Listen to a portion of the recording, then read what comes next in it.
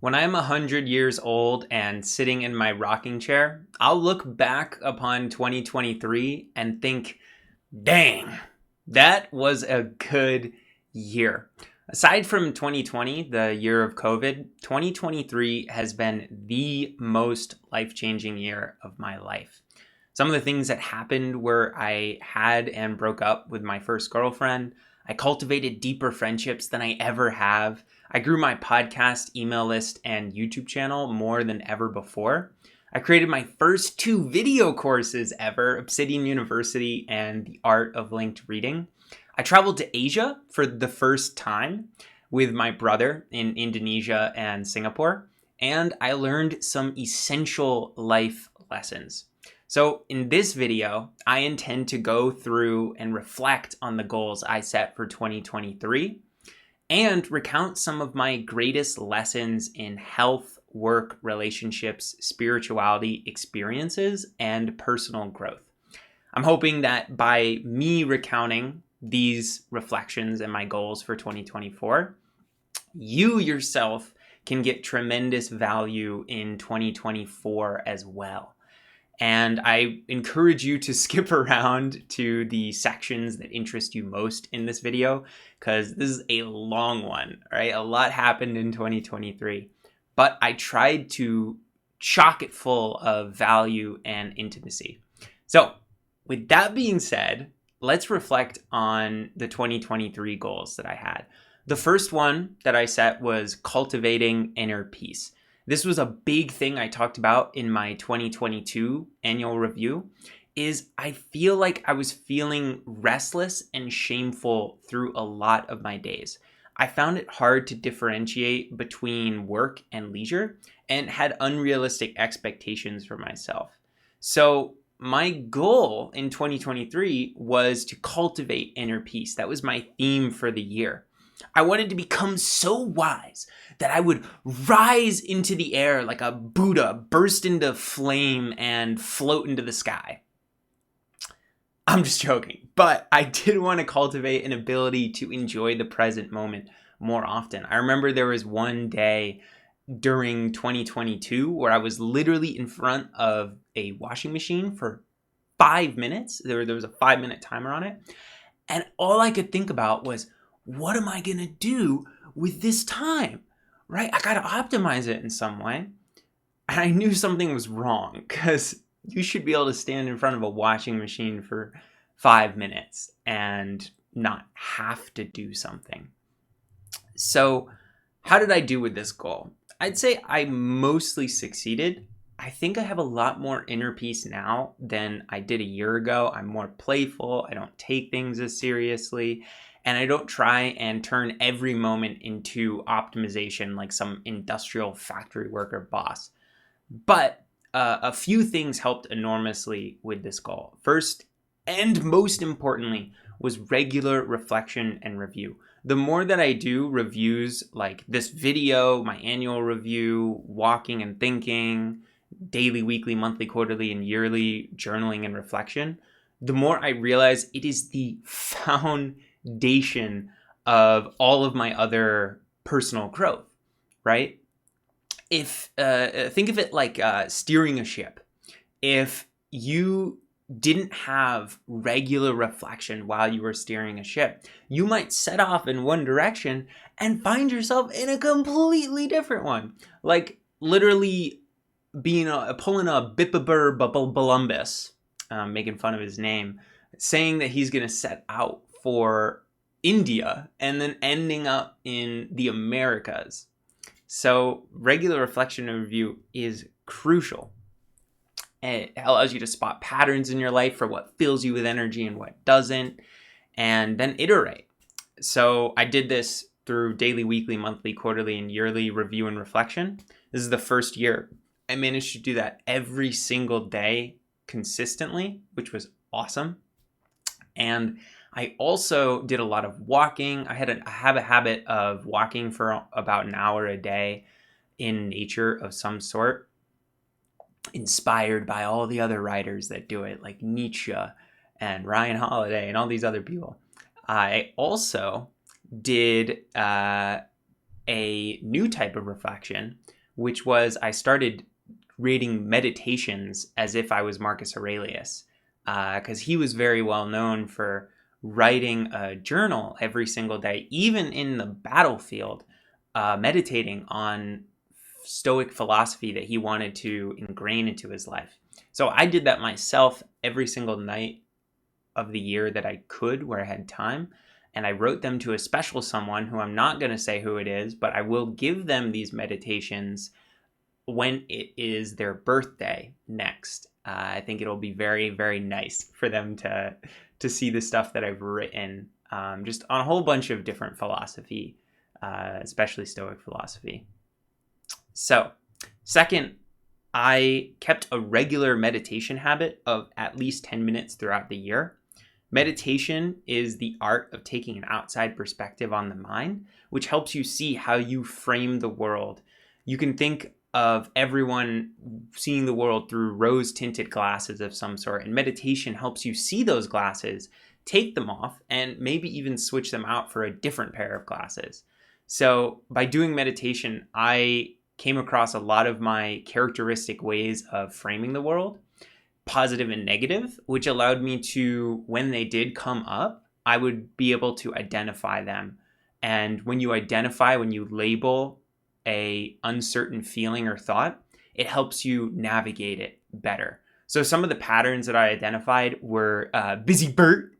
Busy Bert always wants to do things optimally. They're looking for those 5 minutes of washing machine window. What am I going to do with this time in the best optimal way? Aurelius is a part of me that cares about building my character, being virtuous. They believe that it's the building of a fantastic character, the growth of the self, that is the most important thing in life. Then we have Curious Cameron. He's just super curious, just wants to know about the world, deeply, deeply curious about having intellectual conversations about other people, everything. Then we have Hungry Hannah, who is the past residual hunger of mine that came about from my anabolic dieting experience in 2020, which was not fun. I lost 30 pounds in a series of 3 months, 10 pounds a month, way too much. And I still have feelings and thought patterns that come from that period in Hungry Hannah. And then finally, we have Insecure Cameron, Insecure Chameleon, which is the part of me that doubts whether I'm truly good enough to be talking in a YouTube video like this. Like, who am I to tell other people what to do? And it's basically just imposter syndrome. Third, another thing that helped me with my inner peace was my ex, who was a massive help. She is the best at grounding herself and enjoying the present out of anyone I have ever met. I remember she once told me that she could sit on a park bench for 3 hours if she was waiting for a bus and just listen to music, watch squirrels the entire time. Me, I would die. But she is really good at cultivating inner peace. I remember there was another day where we were walking around the engineering quad at Cornell, and I noticed she wasn't by my side anymore. So I turn around and I see her literally stopping to smell the flowers on one of the trees.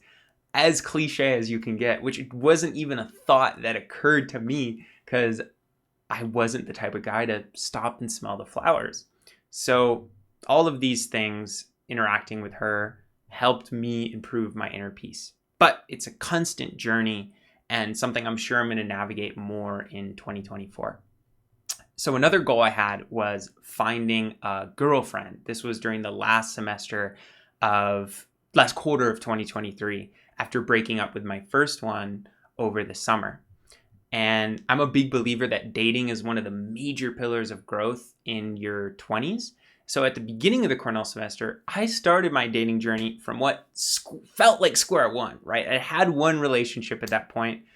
I wasn't even looking for it. It fell into my lap at a board game club.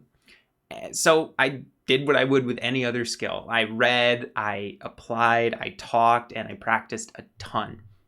I read books like Magnetic, like Models, like Plays Well with Others. I listened to a ton of podcasts and reread How to Win Friends and Influence People. And I learned a lot despite not finding a girlfriend. So I wanted to share some of the main things that I learned.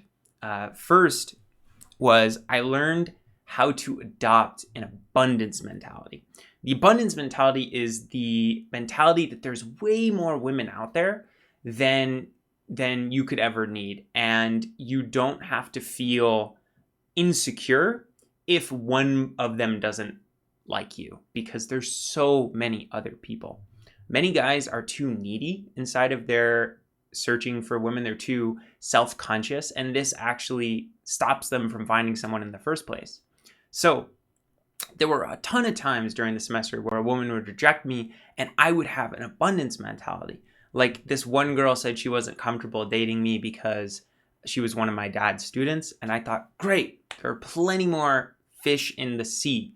One Southeast Asian girl, legit, I kid you not, this was horrible. She said during a class, I am of the belief that a white man and a Asian woman can never be in a relationship. Now, I felt personally attacked by that one, but I also found it funny because my ex was Southeast Asian and we were together for 8.5 months. So jokes on her. But as much as I would like to say I followed this mindset perfectly, I definitely did not, because I am fantastic at intellectualizing. And intellectualizing is a Freudian defense mechanism where you use reasoning to avoid feeling emotion. I use this all the time to avoid going up to a woman during the semester. I would come up with the stupidest of excuses, like, oh, it's too cold outside, or I have to go to the gym in like 4 hours, or, I have class tomorrow. So, if I go out with someone now, it's just not going to work, And I realized that the solution to this was to simply not give myself the time to intellectualize. If I saw someone and I had the time to talk to them that I was attracted to, just boom, straight up, not even 3 seconds. And that really helped. But it was too late in the semester for it to really have a lasting impact. So the last thing that I remembered is important things take effort. And dating is no different, right? Think about the chance that you find someone that actually resonates with you for life in just a random interaction is very small. So after just 3 months of dating in 2024, the last quarter, 2023, the chance that I would actually find someone is very small. So I'm not beating myself up too much over it. I'm going to try again next quarter and remember that hard things take a long, long time. Another goal, I'm going to take a sip of tea. Nothing like tea. My goodness. Another goal of mine was to maintain my creation of one YouTube video, podcast, and newsletter a week. During, and apart from a few missed weeks, I successfully stuck to this cadence for all of my content channels. And I made some content that I'm really, really proud of, and it showed with the growth of my content mediums. If I'm reading right, my YouTube channel grew by 3K plus subs to 3.74K, which is over 250% growth in a single year. So that's awesome. My podcast, PKM with Aiden Halfont, surpassed 1,000 plus monthly downloads. My newsletter, Aiden's Infinite Play, grew to over 1,600 plus subs. And my podcast with my brother, Kai Zen, is still only at around 10 monthly downloads. But I do that pod more for fun than for genuinely growing the podcast anyways. So this regular content cadence, again, it made me realize how powerful that public learning is, because it provided an avenue for me to share my learnings to the public. And I've talked a lot about why this is so valuable for learning, not only because it helps you learn the material better by teaching it to others, but it also creates a serendipity vehicle because you now attract luck to yourself by other people on the internet potentially finding you and then creating opportunities for yourself. And nowhere there was this more obvious than in my podcast, PCAM with Aiden Helfont. Because when I started this podcast last year, I was inviting like super small guests, like my parents, my brother, no real like actual names. But the interesting thing is, as I kept doing the podcast and I would ask every single guest, who's another guest that I can interview on the podcast, I started to interview some really awesome people I never dreamed of being able to talk to, like Matthew Dix, Nick Milo, Dr. Oakley, who has a course, How We Learn, with millions of people taking it. And I'm only going to be able to interview cooler and cooler guests as time goes on. So that was freaking awesome. I can't describe how cool that was.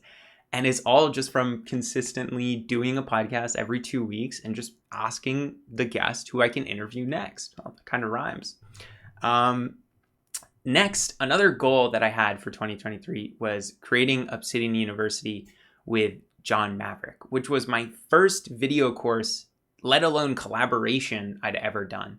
Obsidian University is a pre-made student vault filled with school templates, Obsidian plugins, and a tag-along course that explains how to use various aspects of the vault, as well as the basics of personal knowledge management.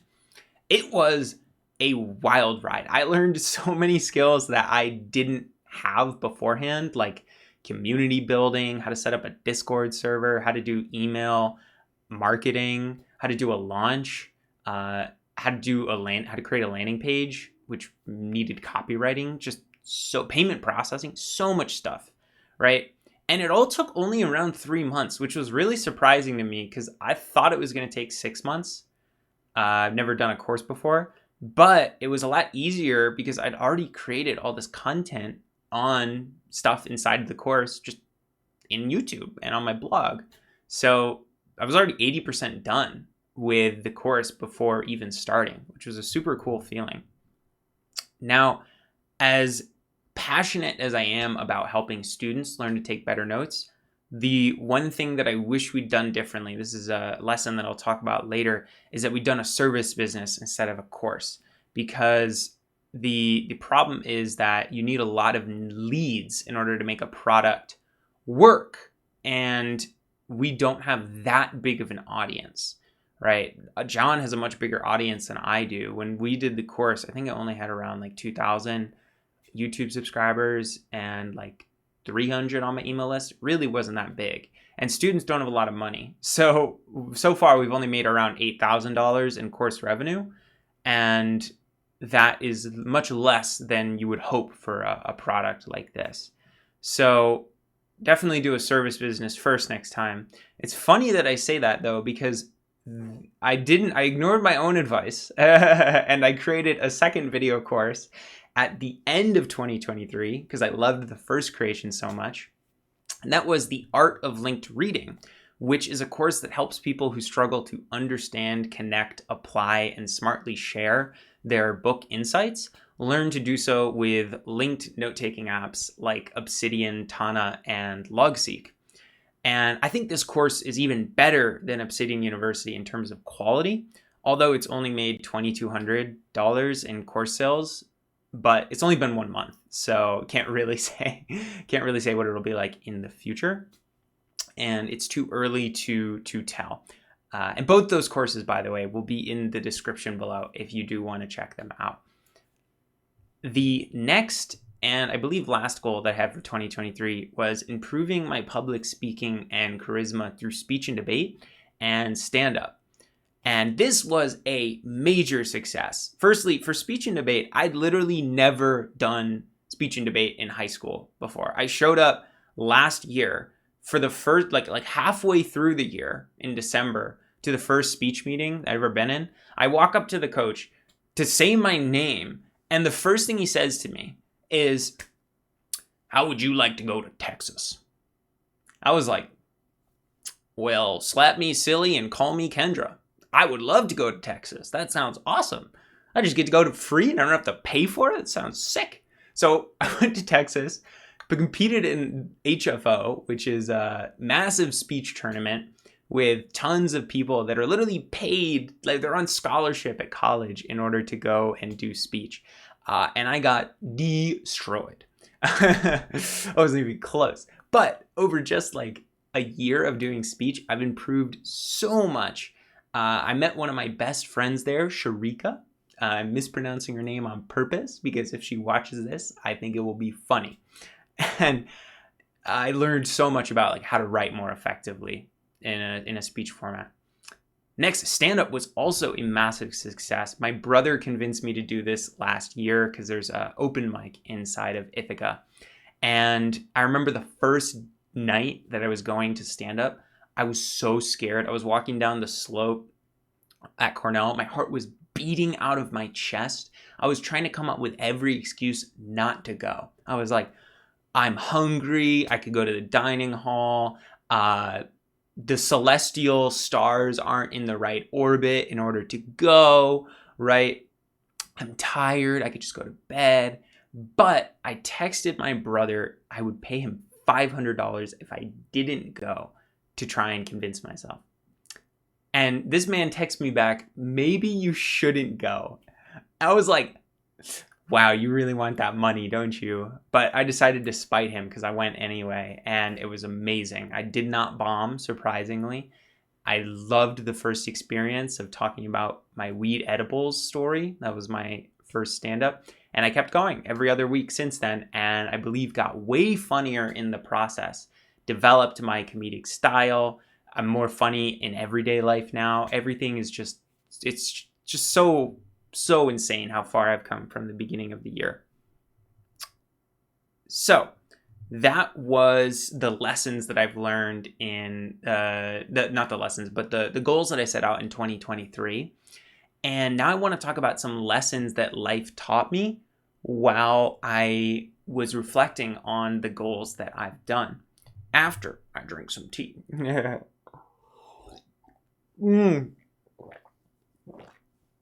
You did not see that. Definitely did not spill any. So the first lesson that life taught me, we're going to go through work and the 3 lessons that I learned there. One of them was speak to your customers before creating anything. As an entrepreneur, it's easy to get stuck in your head. And if you're not careful, this can lead to literally nobody wanting what you create, right? The caricature of this is an artist that goes off into the forest, into a cabin.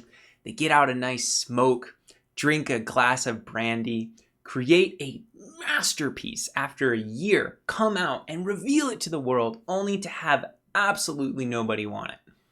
That's why it's essential that you speak to your customers before you create anything.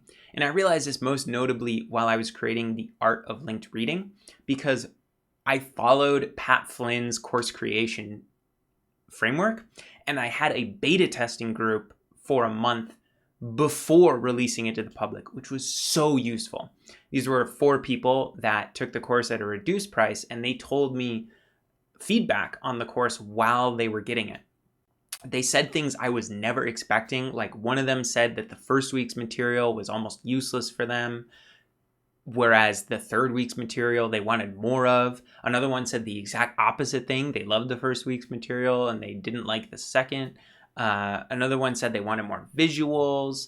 One said they wanted the PDFs to be downloadable rather than just inside. There's so much stuff that I learned from having a beta testing group, and it just made me realize how important it is to talk to your customers. The truth is, you don't know what people want until you talk to them. And I intend to do it on every future project and also when I create my service business. Next lesson that I learned is don't skip a step of the wealth ladder. The biggest mistake that I made in work this last year was I made 2 video courses rather than 2 service businesses.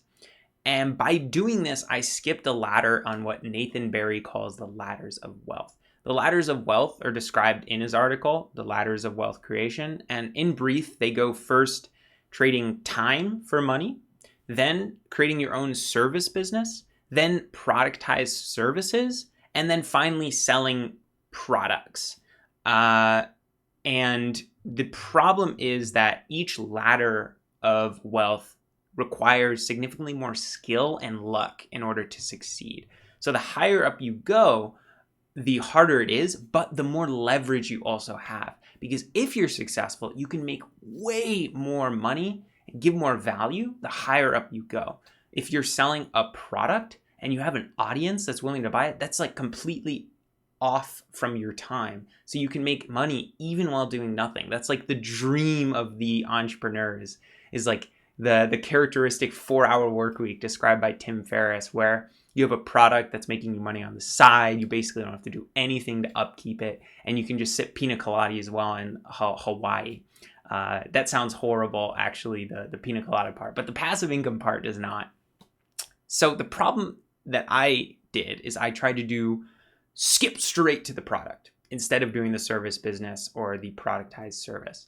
Now, the problem with this is that I do not have enough leads in order to do that, right? Around the launch, I got around 20,000 views per month on my YouTube channel, about 1,000 downloads per month on my podcast, around 1,500 subscribers on my email list, and I had around 76 people on the wait list.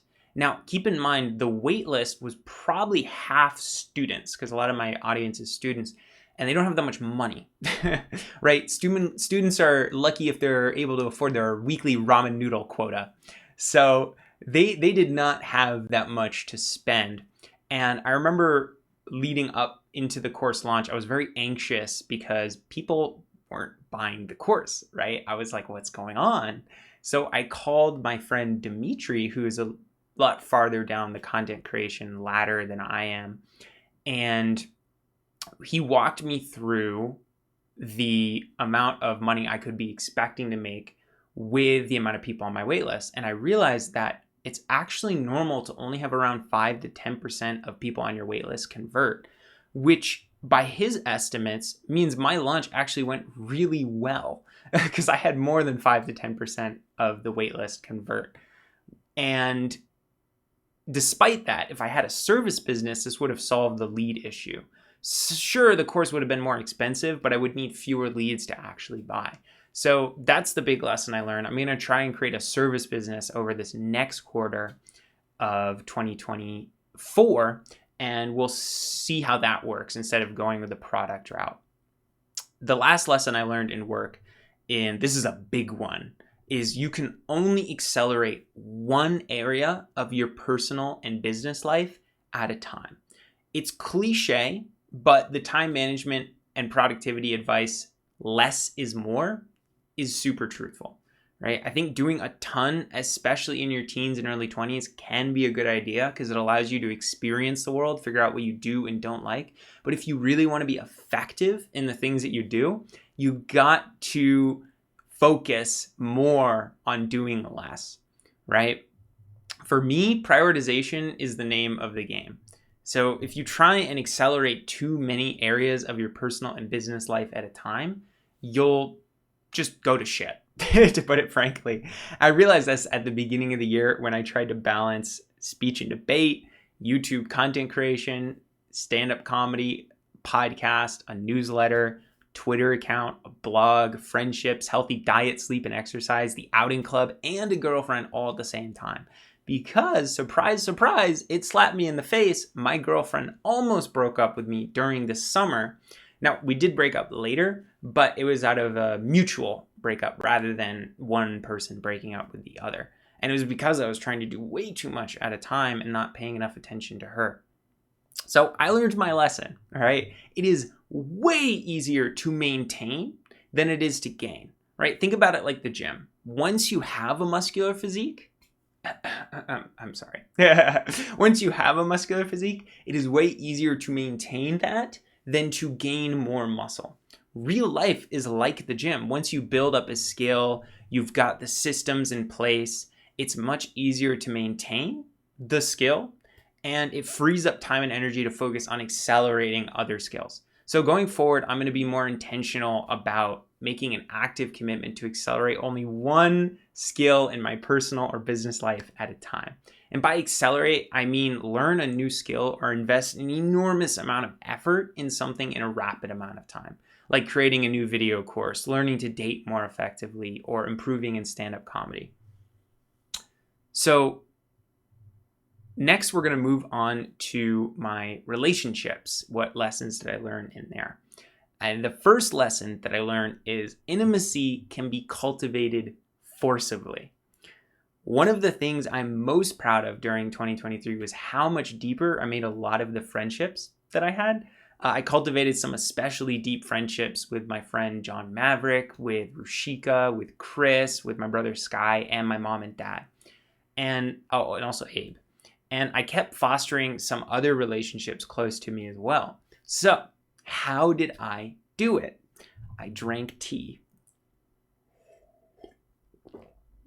I'm joking. I cultivated deep relationships by forcing intimacy. Most people think intimacy is something that just like comes about slowly over time. Now, I agree. Some intimacy is just as a result of knowing someone for a long time, being in like small talk, right? But I hate small talk, right? So I wanted to find a way to force intimacy.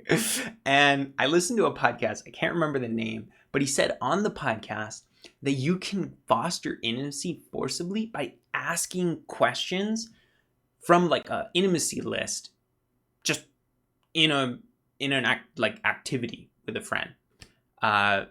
So at first I thought that sounded really forced, but I decided to give it a try, and I wrote down a list of some intimacy building questions, and I went through it with some friends over the following months. And my God, am I glad that I did, because it's incredible how much it improved my relationships. People that I thought I knew super well, like my brother, I'd go through the 22 questions that are now more than 22 because I wrote more.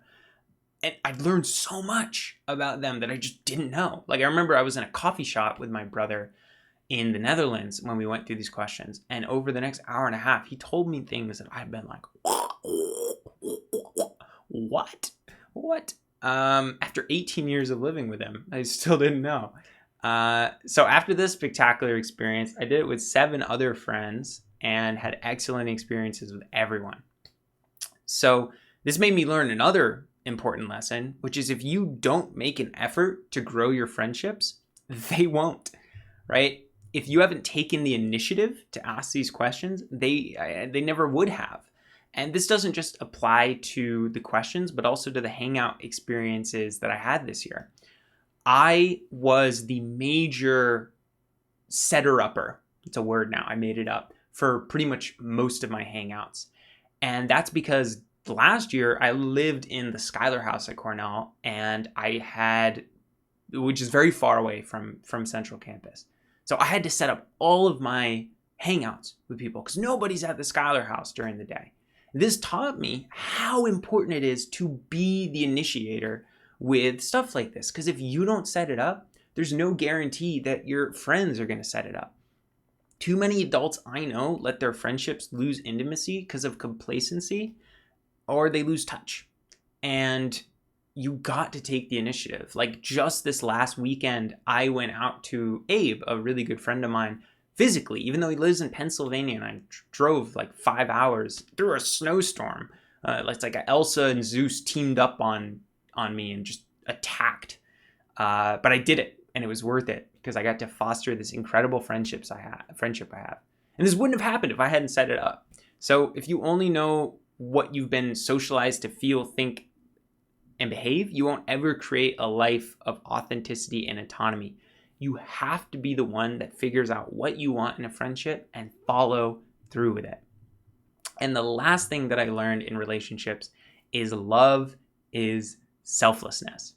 One of the avenues I realized this in most was with my brother, because since going to college, he's struggled with figuring out what he wants to do with his life. But I respect how much he's always made a consistent hard effort to try new things. And that latest thing is acting.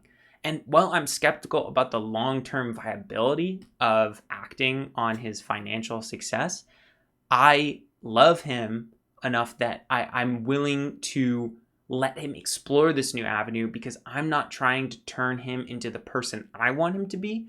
I'm trying to help him become the person he wants to become. And I realized this insight after watching a YouTube video by the phenomenal YouTuber actualize.org. And actualize.org is great. You should check him out outside of this video. But in the video, he defines love as selflessness. And the higher your selflessness, the higher your ability to love. Selfishness is the opposite of love. It comes when you're needy. It's hard not to be needy when you lack some of your deficiency needs. Because most people lack some of their deficiency needs, most people struggle to show love. And now, important caveat before I go further, I'm not saying you cannot show profound love when you have some deficiency needs not met. It's just harder because you're struggling to survive. So below is a list of things that he provides in the video on how to show love. Honestly, I could sell this for like thousands of dollars, but I'm not going to, because instead I'm giving it for free because everyone should have access to this list. It's that valuable. And I'm literally just going to read them out because I think they're so crucial to loving more effectively. So, how can you love? Give people your attention, time, and awareness. Be physically close to them. Connect with them emotionally, physically, intellectually, and spiritually. Extend their agenda into your own. Help them realize their agenda. Help them surpass you. Protect them from too much suffering, but allow them some suffering.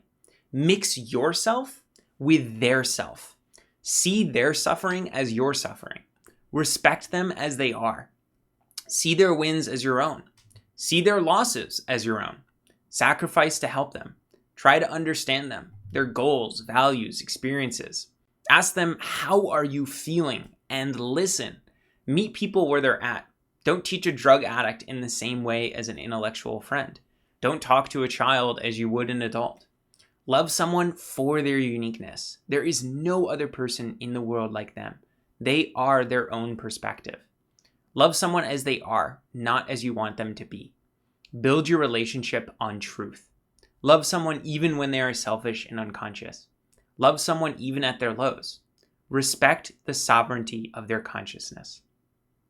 Everything I mentioned above is how you raise children, how you have a great marriage, and also how you love yourself, right? Self-love is also crucial. If you can't love yourself, you can't love someone else. Seriously. And that's why people are so crap at forming intimate relationships. Intimate relationships require profound levels of love. And I hope that list above helps you try and practice the skill of love more. So now we're going to move on to health. One of the big lessons that I learned inside of my health is that bad habits can spiral. At the beginning of 2023, I was pretty happy where my physical health was at. I had a consistent sleep schedule. I had a consistent diet. I had a consistent exercise routine. I was like, I'm good on the health front. No. That's the thing about habits. They can easily spiral out of control if you're not careful. And nowhere was this more clear than in my last semester at Cornell. I remember I walked into the dining hall one day and I saw that the dining hall had sunflower butter.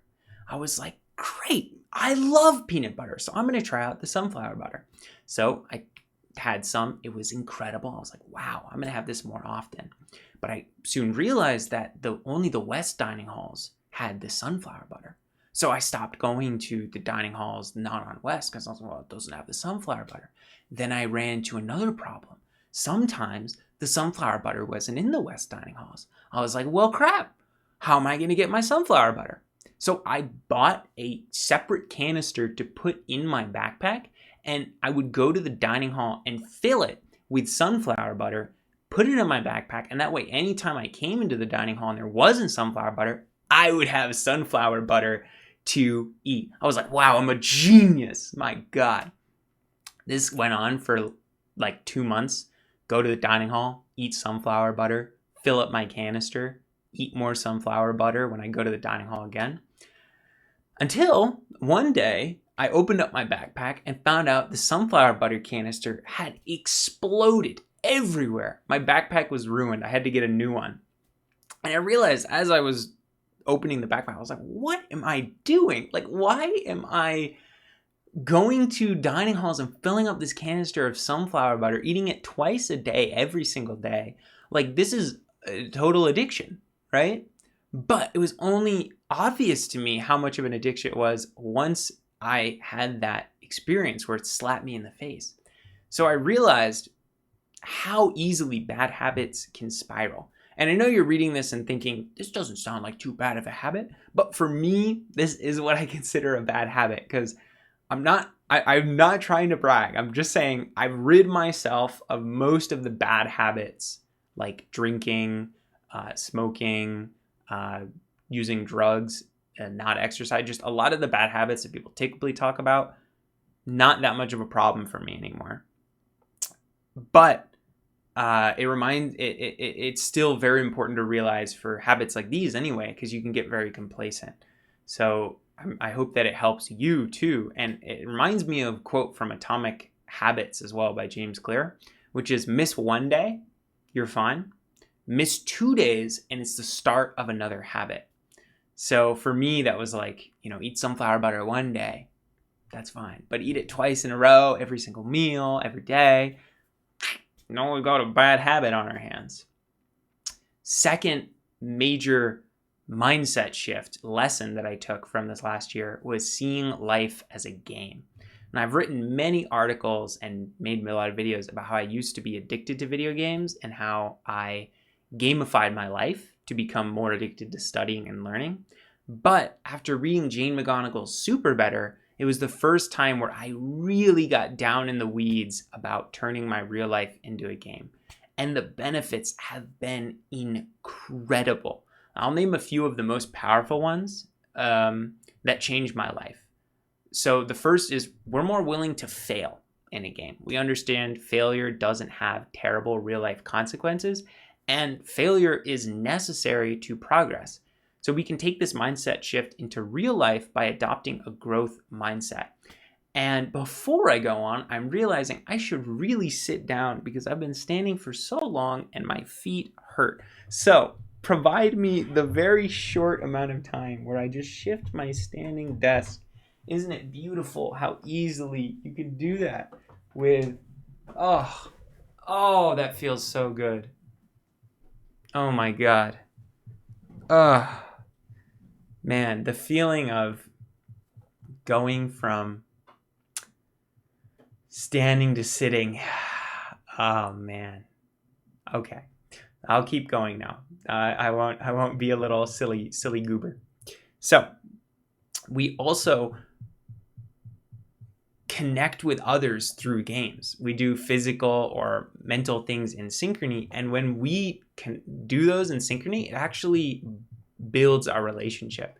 This is why they're in marches with the army. They do marches in synchrony. It's why playing games with others is so bonding.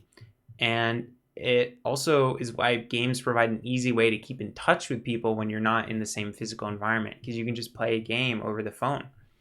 Games also get us into the flow state, because the flow state is a state in which we become completely immersed in the present activity.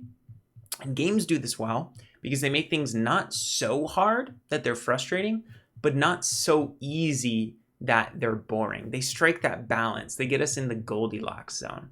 Games also give us clarity over our goals. They make it crystal clear on what we have to do to progress. And many break down goals into quests and quests into individual actions, which makes it super obvious what the next action is. Games also distract us from the negativity of everyday life. By honing our attention, games stop us from attending to negative feelings. They get us to lose consciousness of the self. And often in real life, we don't do this. We have a negative feeling come up and we're like, oh no. And games can help us get not rid of those negative feelings, but not attend to them as much. So that seeing life as a game has been a big game changer for me. And there's a whole bunch of videos on my channel that you can check out related to that if you're interested. I have a whole gamification playlist. Next, we're going to move on to spirituality. And one of the big lessons that I learned in this vein is that there are 4 types of knowing. This year, I finished a massive 50 lecture series, Awakening from the Meaning Crisis, with my friend John. It's a series that explores how and why we are experiencing a meaning crisis in modern society and what we can do about it. The series is nothing short of a spiritual experience. I literally made a video on it that primes people to watch it because it's so in-depth that I wanted people to have a primer before they go into it. So you can check that on my channel as well. But one of the most powerful lessons that I took was that modern society prioritizes propositional and procedural knowing at the expense of perspectival and participatory. In other words, we prioritize intelligence and traditional metrics of success over wisdom and kindness. So to understand what I mean, let me explain the 4 types of knowing, according to John Vervaeke.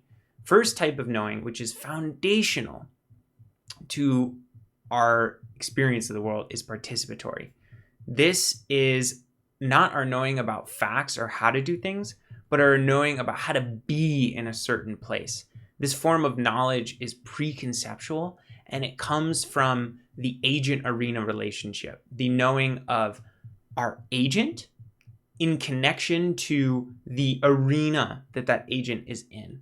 So, for example, if we're using a video game analogy, in The Witcher 3, your participatory knowing would be knowing who you as an agent are, Geralt of Rivia, and then what that affords you to do and how to be in the world of The Witcher. How to identify with the characters, yourself, and the universe. Then we have perspectival knowing, which is the knowing of what it's like to be a certain perspective in the world. It's a knowledge that emerges from one's embodied and situated experience, and it allows you to grasp the features of your environment from a certain reference point. So in our video game example of The Witcher 3, that would be your perspective as Geralt of Rivia instead of any other character. And then we have procedural knowing, which is your knowing about how to do things. It involves skills and procedures and is often tacit, which means it's hard to explain. Like try explaining how to ride a bike to someone in words. It's awful. For The Witcher, this would be your knowledge about how to fight, how to use magic, how to set up routines that help, like quick saving, so that you don't lose progress in your games. And then finally, we have propositional knowing, which is knowing about facts and truths. This is probably the most obvious. It's expressed in declarative sentences and involves assertions that can be true or false. So in The Witcher 3, this would be like you're knowing about what level you are and how to craft a certain potion, what ingredients you need, and the victory conditions for a certain quest. So when you think of most traditionally successful people, what do you think of? You probably think of someone that's like super smart, they have a lot of propositional knowing, and they're really skillful at stuff. They have a lot of procedural knowing. And that's great and all. You do need those things, but they don't really equate with wisdom as much as participatory and perspectival knowing do. Because it's not guaranteed that just because you're intelligent, you'll also be wise. They're actually not that correlated together. So the crisis of our modern society and the lesson that I learned is that we need to prioritize perspectival and participatory knowing more, because the problem is prioritizing propositional and procedural comes at the expense of the wisdom of participatory and perspectival.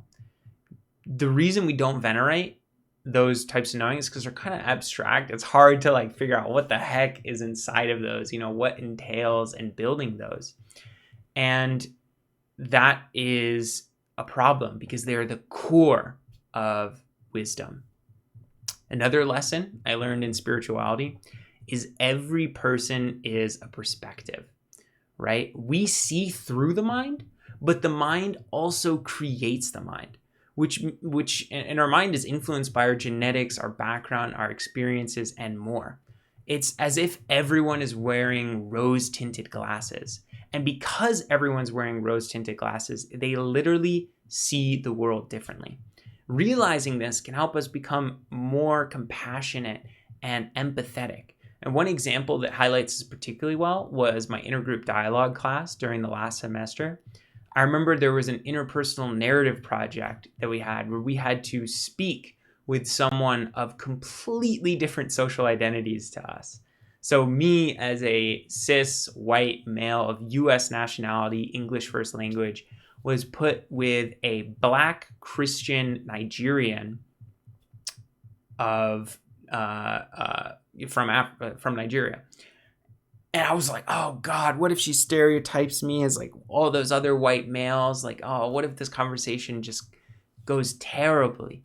But the moment that I saw her, she had this massive smile on her face. We had a hug, and I was like, wow, this is going to be a phenomenal conversation.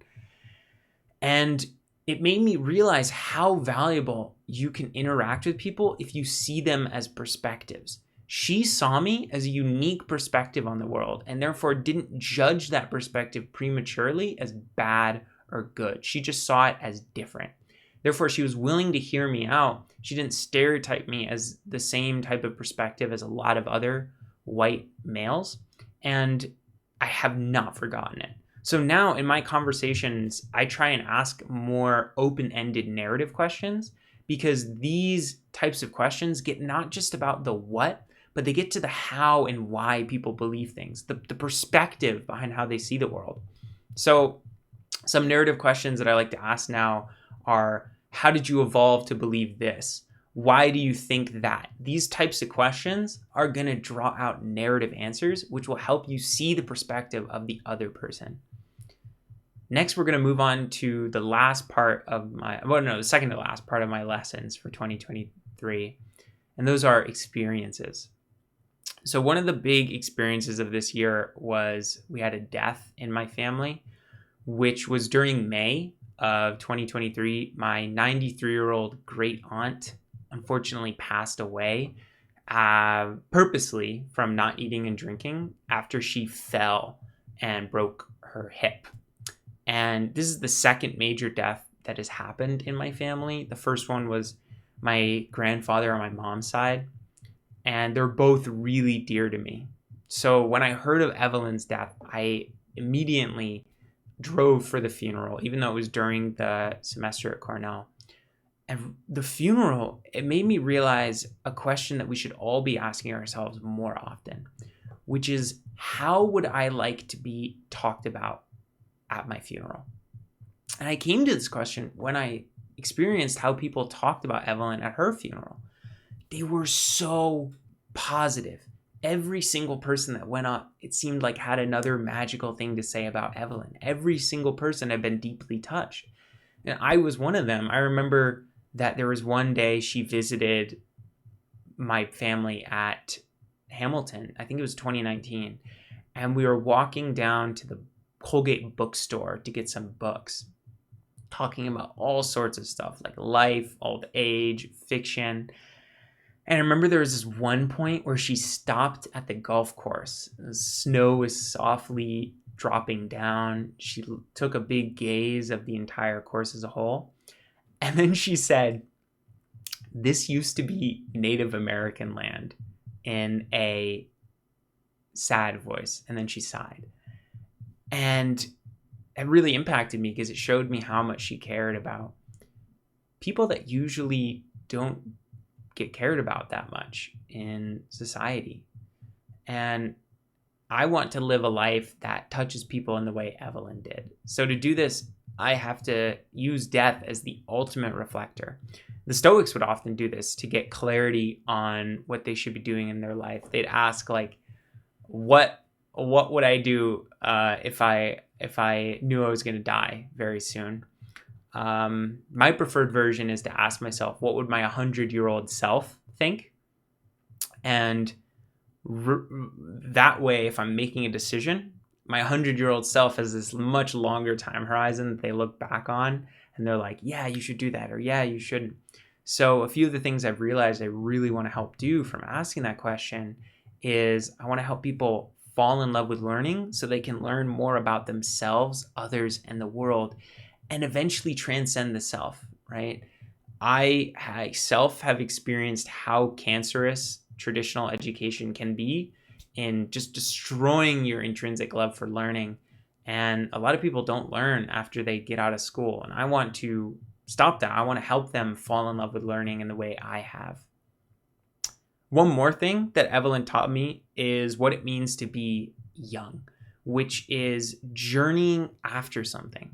I'm a believer that becoming old isn't just from aging, but because you stop journeying after something. Evelyn was 93 and yet still doing so much stuff I don't even think some 60-year-olds could do, like kayaking, taking long walks, doing all these adventures, because she was still journeying after making the world a better place, touching the people that were close to her. And I think that it's only when you stop journeying after something that you truly age. The next big experience that changed me in 2023 was traveling to Singapore and Indonesia with my brother. It was an experience of firsts because it was my first time in Asia. It was my first time in a big city for more than 2 weeks. And it was the first time I saw true poverty. So both visits changed me a lot and also deepened my relationships with my brother. Firstly, Singapore. Singapore was gorgeous, more beautiful than I was even expecting.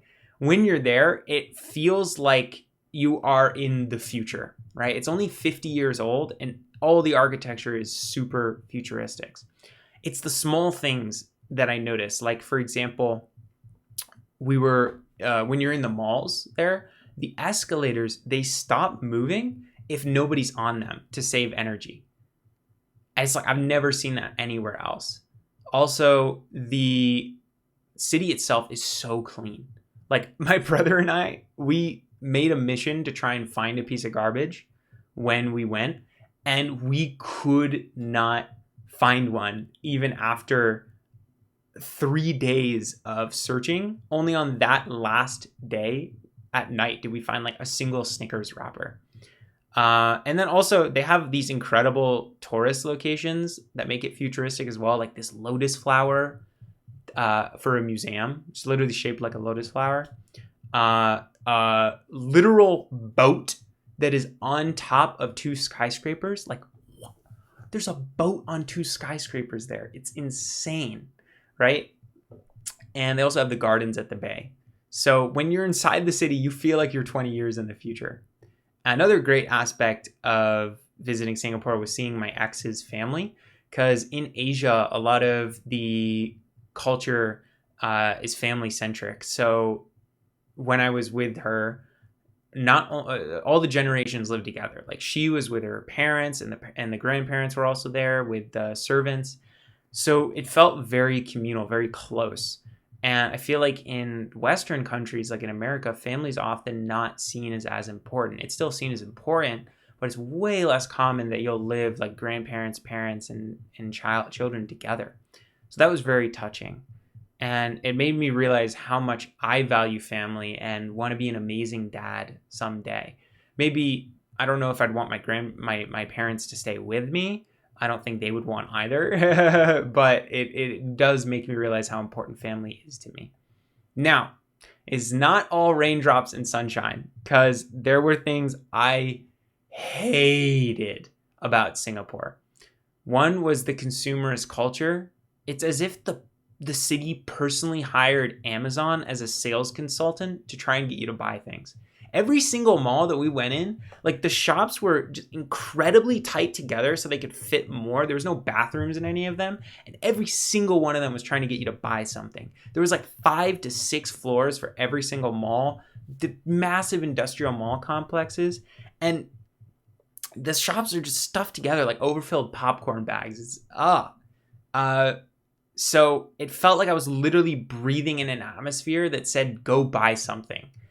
And I'm not surprised this was my most distasteful part about Singapore, because I'm a minimalist by nature. I do have some possessions that are really deep to me, like this D20 dice, and more that I could go on. But I don't have that many possessions because I don't think they're that important, right? I think they clog up your mental space and distract you from truly making a change in the world. So I was disgusted by the consumerist culture there. And I wish that there was more of an emphasis on experiences over possessions. So that's why I don't put too much value on material items. And I just could not stand that aspect of Singapore. Next was Indonesia. Now, Indonesia, or at least Bali, because that's the only place that I was with my brother, polar opposite of Singapore. Whereas Singapore was futuristic, rich, and clean, Indonesia felt like the past and was mostly poor and dirty, right? There was lots of houses made out of wood. The shops were filled with plastics, and many of the people just generally looked malnourished. But it was still beautiful in its own way, because for one, the shop owners were so kind. There's this one shop owner who gave us a reduced price for our food. And also, there was not that much protein in Indonesian food. So my brother asked that shop owner, he's like, do you know where we can find more protein? And he was like, yeah, the shop stall over here is more chicken. So he pointed us away from his own stall towards another one just so we could have more protein. So kind. There was also so many cool activities to do there. Like I went surfing, ATVing, did martial arts with my brother, like jiu-jitsu, Muay Thai, capoeira, cooking classes, right? We took some courses together while there, like Charisma University, Steve Martin's stand-up comedy course, and we also made a lot of balcony conversations, which are just like two skits where you have two people talking to each other for funsies. So that was super fun. And there was one particular experience that I wanted to remark upon because it's going to stay with me forever. And that was, I was sitting with my brother at a coffee shop talking about the goals that we had for our future business-wise. And I'm telling him about how I want to create more courses and more leads for my business and a book and maybe a live cohort course. And suddenly this Indonesian guy sits down with us, and he's got a slouched back. His eyes are a little bloodshot. He is like not meeting our eye really. He just looks tired and insecure. And he starts telling us about his dream, which is he wants to get enough money from working at the coffee shop to afford to buy a house for his mom and his dad and his future wife to come stay with him in Bali. But in order to do that, he's got to work at this coffee shop for the next 5 years straight, even though he hates it. My brother and I were horrified. We're like, 5 years? Like, there's got to be a way to make that go faster, right? Can you get an education? Can you get another job? Like, can you do this? Can you build a business? And the man just shakes his head. He's like, no, there's no way I can do that because I wouldn't be able to afford my own rent if I stopped doing this job. I can't afford to finish school because that would take too much time. And this whole experience just made me realize how privileged my brother and I are, because we haven't really had that much trauma throughout our life. There's so many people that suffer in the world more than us that don't have the same degree of choices that we have. And it just makes me so grateful for the autonomy that we have in the US and want to help people like that more. I will not forget that experience. One last experience that deeply touched me was my 90-mile Adirondack canoe race. Yep, you heard that right. It is a 90-mile canoe race split over 3 days where you're rowing for 5 to 8 hours a day doing this motion over and over again. And you get to do it in the gorgeous nature of the Adirondacks. I did this race last year with my dad, but this year I did it with the Cornell Outing Club, which was so meaningful for a few reasons. First, the pure physical gruel of it builds character. Paddling for that long is easily the hardest thing I've ever done. And the interesting thing is, it's not the physical difficulty that's hard, it's the mental difficulty of continuing to do it after 7 hours of rowing. Like, my back felt like crushed ramen noodles for weeks after that. Secondly, it's just so gorgeous, right? I feel truly blessed to have the Adirondacks near me. It's only about 4 hours away. And getting to be on lakes, rivers, and next to slowly changing fall colors of trees was truly spectacular. I'm increasingly realizing that the city or wherever I want to live when I'm older needs to have some sort of nature spot that is just gorgeous nearby. And then thirdly, the people. The 90-mile canoe race, it attracts a certain type of person that is crazy, but the type of person that loves the outdoors.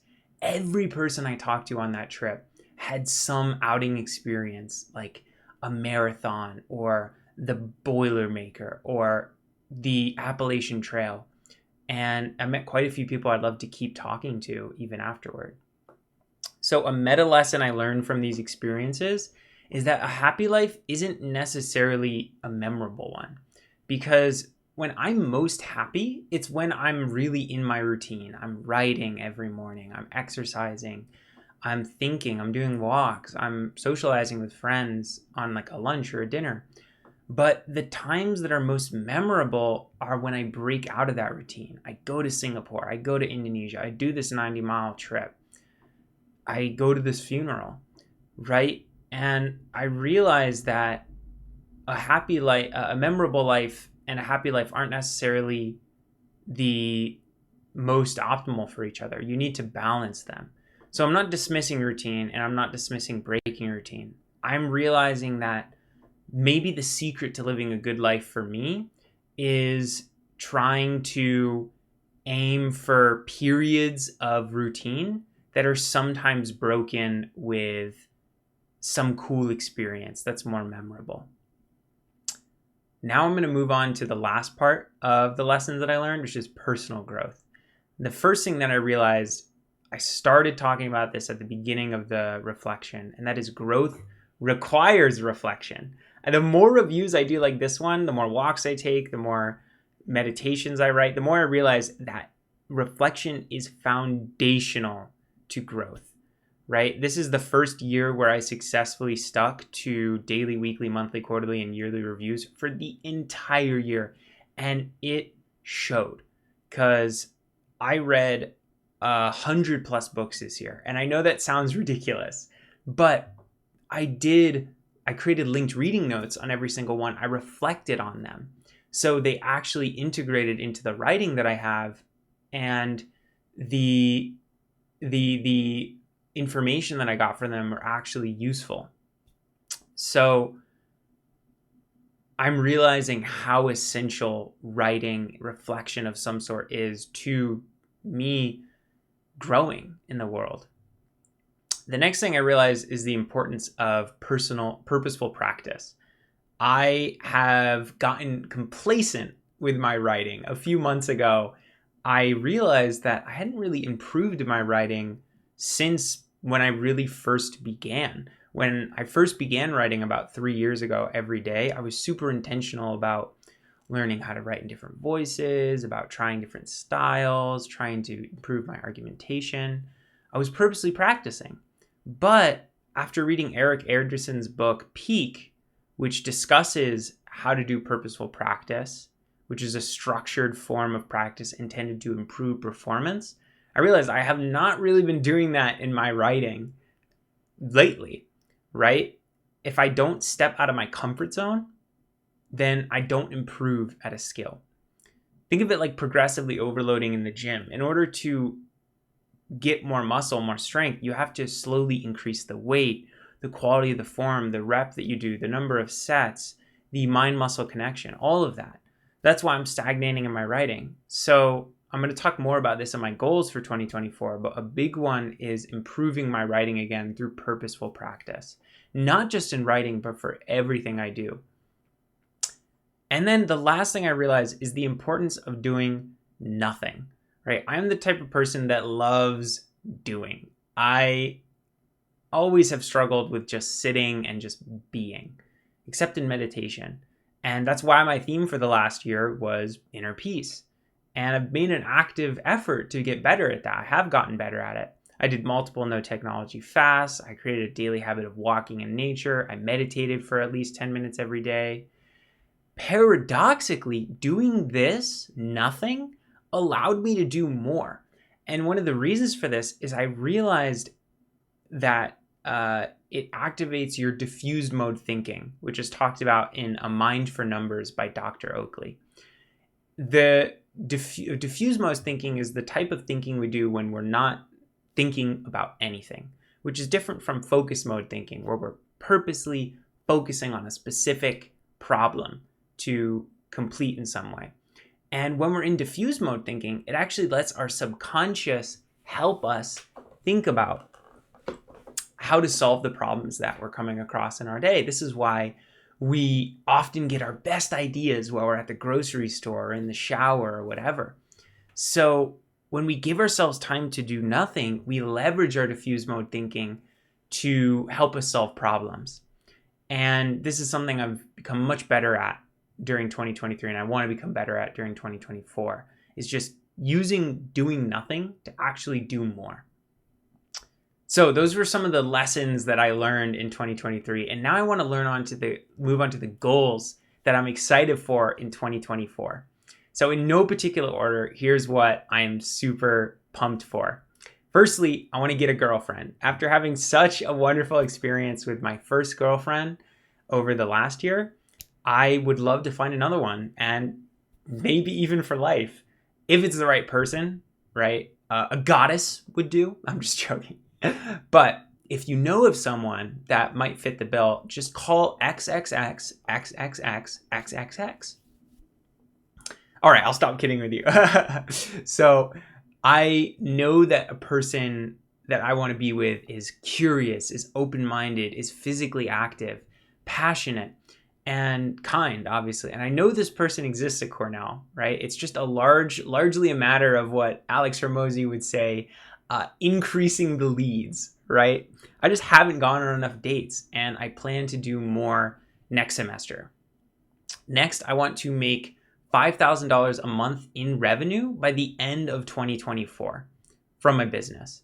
So I've been consistently creating online for almost 3 years at this point, and currently I'm only making around $650 a month from various online endeavors.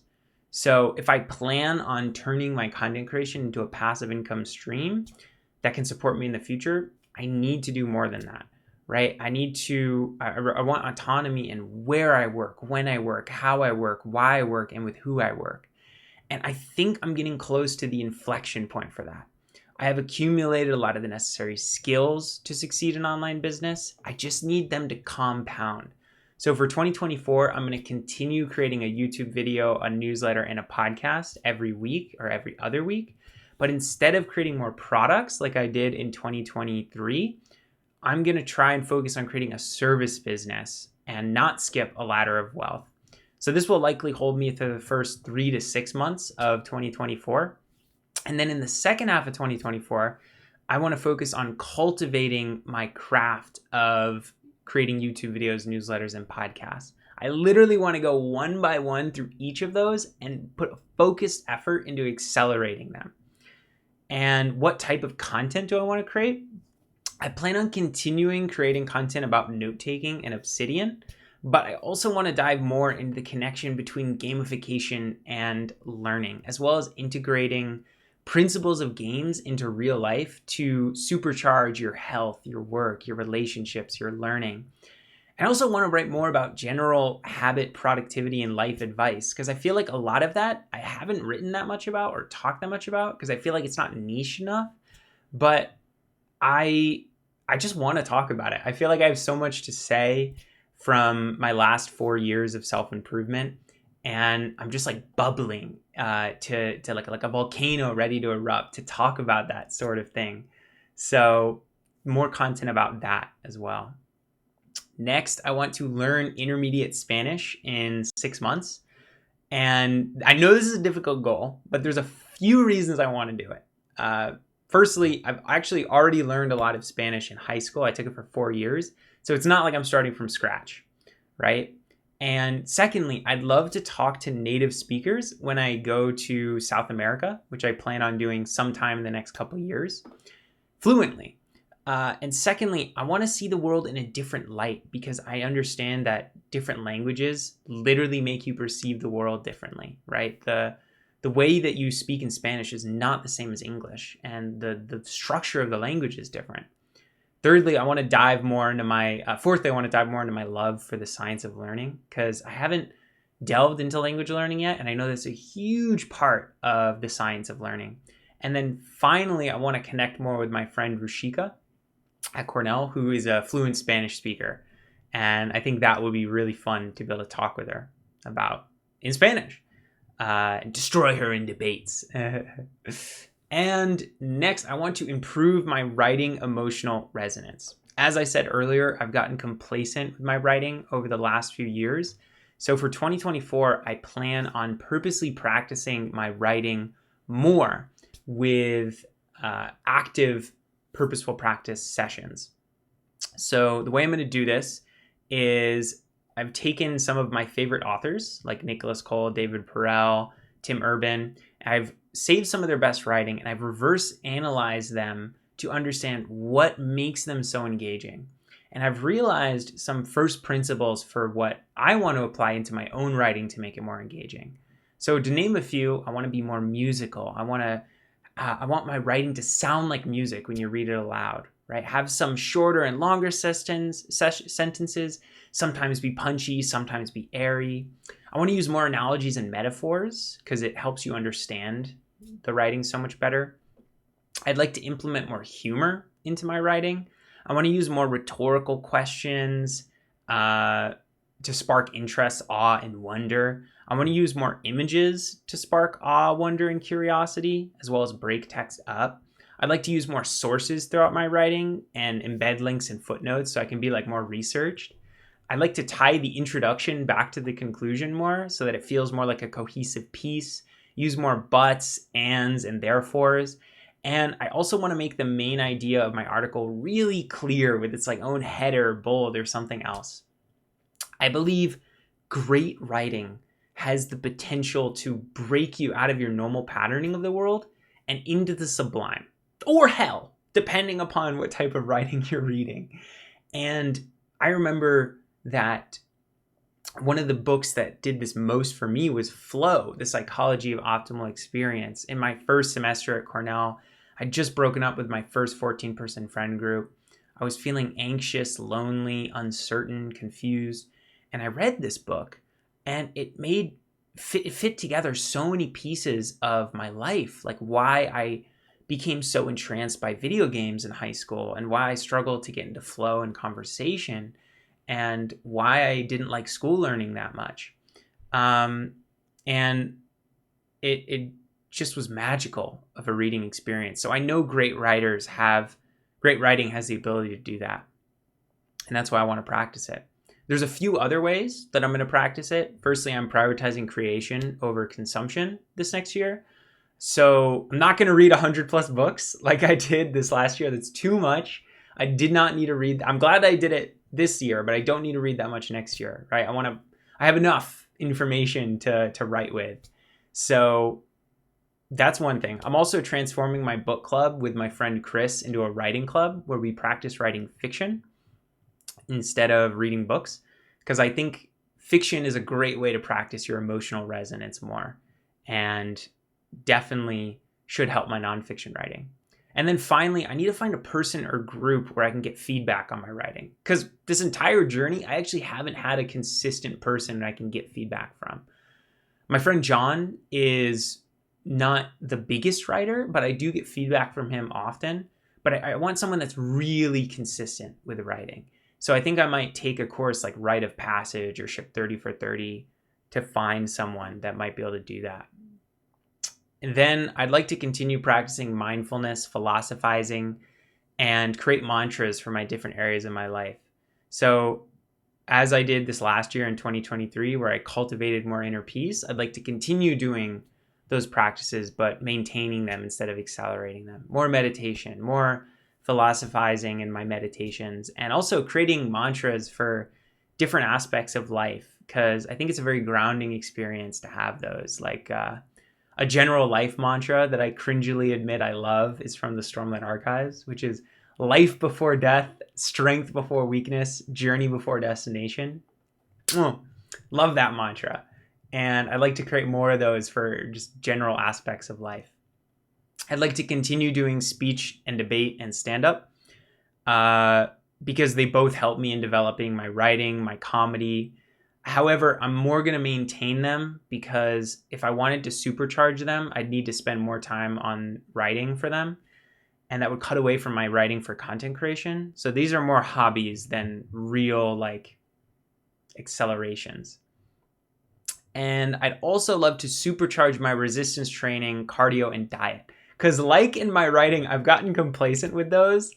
I have not been as assiduous with progressively overloading in the gym and only been going 3 days a week instead of 4, 5, or 6. My form's broken down, which has become abundantly clear because a personal trainer friend of mine looked at my form one day over the summer and he said it wasn't the best. It was good, but it wasn't the greatest. And I've also been in between 155 and 165 pounds for the last 3 years, which I think is fine when you're beginning weight training. But once you've been doing it for a while, you need to stimulate muscle growth or strength growth with some more weight gain. I don't think you need to do them in the beginning, but I've been stagnating, and I think I need to do that in order to supercharge my training. So I plan on going to a 4-day upper-lower split this next year. I plan on improving my form, progressively overloading more. I'd like to gain some more weight. Not too much, but probably like 170, 175. And my ideal body in a few years would be to look like Jace Talus in Arcane.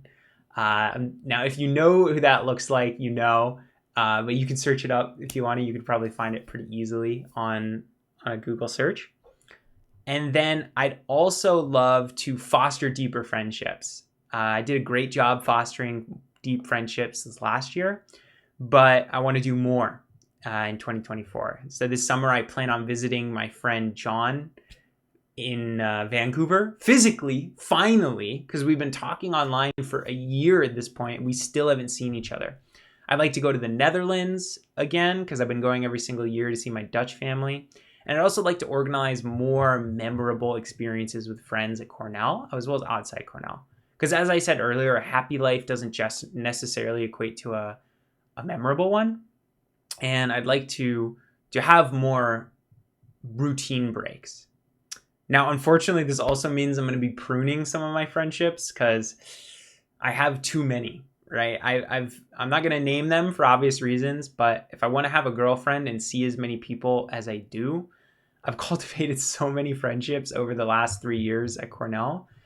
I simply cannot keep up with all of them. So this doesn't mean I won't invest in relationships that I don't see a long-term future in, but I'll be I will be less doing that consistently. And then finally, I'd like to invest more in my video gaming hobby because I've been playing weekly video game sessions with my friend John Maverick for around 6 months now. And we've been going through Gloomhaven. So much fun. In the future, I'd like to play more video games like Baldur's Gate 3, maybe a Dungeons & Dragons board game campaign. I'm just enjoying it so much because this is the first time where I've played video games consistently without being addicted to them, and it feels great, right? I used to play way too much in high school, and now it feels amazing to just do a hobby without it sucking away from your other parts of your life.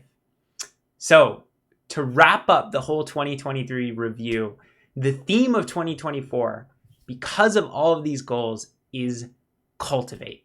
Cultivate captivates the essence of continuous improvement and growth across all my life dimensions. It's the seeds for awesomeness are planted, and now all I have to do is water and grow them. So like a sapling growing into a great tree, it's a matter of cultivation. And that was my 2023 yearly review. If you watched this far, I can't thank you enough for sticking it out. This is the longest video I've ever done, but I know my 100-year-old self is going to look back upon 2023 as one of the most transformative of my life. So I'm glad that I spent the time to record this. And I encourage you to learn to do one of these reviews yourself because of how powerful they are for reflection and goal setting. So to finish this video off, check out my video on how to do daily, weekly, monthly, quarterly, and yearly reviews in Obsidian up above. And as always, have a fantastic rest of your day. Eat some peanut butter, and bye-bye.